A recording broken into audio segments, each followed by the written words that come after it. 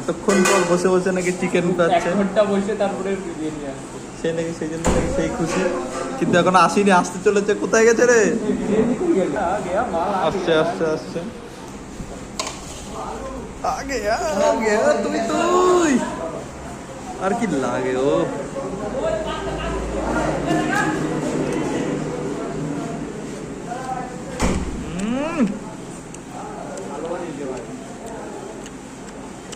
এতক্ষণ ওয়েট করার পর কেমন লাগছে? তুই তুই কোনো কথা নেই, এদিক ওদিক তাকানো চিন নে, খেয়ে নে আগে।